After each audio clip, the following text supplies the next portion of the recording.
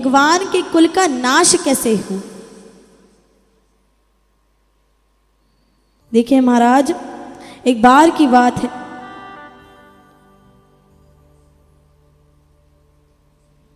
कि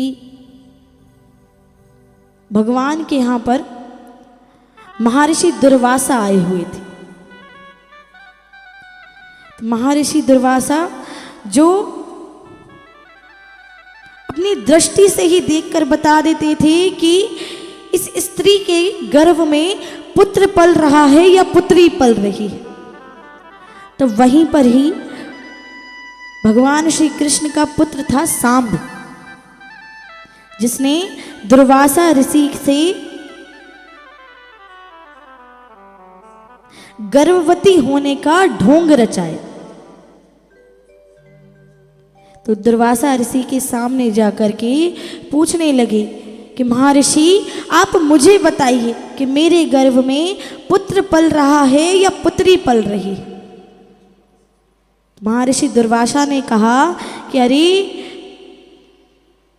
जिस प्रकार से तू मेरे ज्ञान का, मेरी शक्ति का सभी के सामने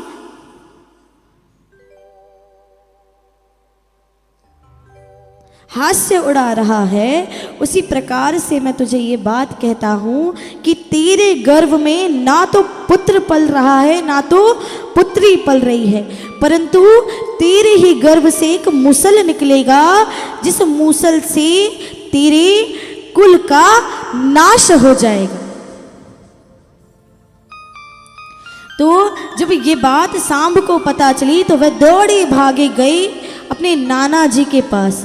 उग्रसेन जी से जाकर के कहा कि नाना जी मैं क्या करूं, हंसी हंसी में मुझसे बड़ा ही अपराध हो गया। तो महाराज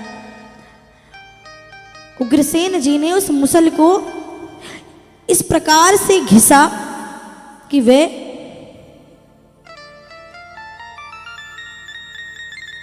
घिस घिस के एक छोटा सा टुकड़ा रह गया,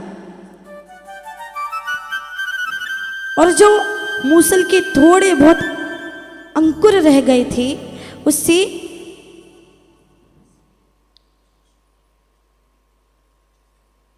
एक पैनी घास होती है वो अपने आप ही उग गई,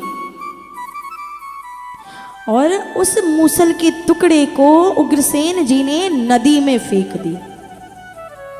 जब उस टुकड़े को नदी में फेंका तो एक मछली ने उस टुकड़े को खा लिया था। एक बहेलिया ने उस मछली का शिकार किया और उसे जैसे ही चीर कर देखा तो उस मछली के पेट के अंदर से वह मूसल का टुकड़ा निकला। उस बहेली का नाम था जरा। अब जब टुकड़ा निकला तो उस बहेली ने उस टुकड़े से एक बाण बनाया, तीर बनाया। तो एक बार जंगल में वो शिकार के लिए गए, तो एक पेड़ के वृक्ष के नीचे भगवान श्री कृष्ण अपने चरणों पर चरण रखकर विश्राम कर रहे थे। तो भगवान के जो चरण थे वे गुलाबी गुलाबी से उस बहेलिए को नजर आ रहे थे। तो वह बहेलिए को लगा कि ये हिरण का मुख है। तो उस वृक्ष के पीछे से बहेलिया ने भगवान श्री कृष्ण के चरण को निशाना सोच के सीधा तीर चला डाला, और जैसे ही तीर चलाया तो जोर से एक आवाज आई। तो बहेलिया वृक्ष के आगे जाकर देखा तो देखा कि अरे, ये तो स्वयं भगवान श्री कृष्ण लेटे हुए हैं। खूब क्षमा मांगने लगा, प्रभु मुझसे बड़ी भूल हो गई। भगवान ने कहा, अरे ये सब तो मेरी ही माया है, और ये तो होना ही था। इसका अर्थ भगवान ने समझाया कि अगर मनुष्य जन्म लेता है तो उसका मरण निश्चित है। अब जब भगवान का स्वधाम जाने का समय पूर्ण हो गया, भगवान स्वधाम को चले गए, तब इधर वसुदेव जी, रोहिणी जी और देवकी मैया को पता चला तो उन्होंने अपने प्राणों को त्याग दिया। रुक्मिणी जी आदि पटरानियों को जब पता चला कि भगवान अब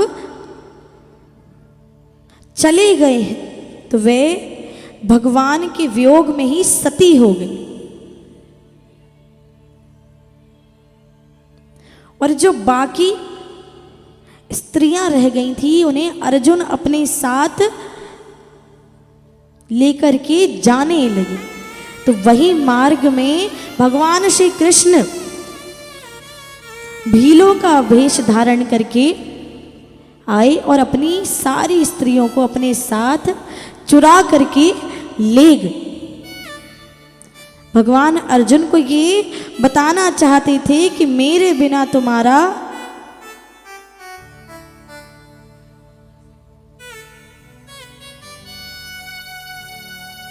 गांडीप्य किसी भी काम का नहीं। इस प्रकार से भगवान का स्वधाम जाने का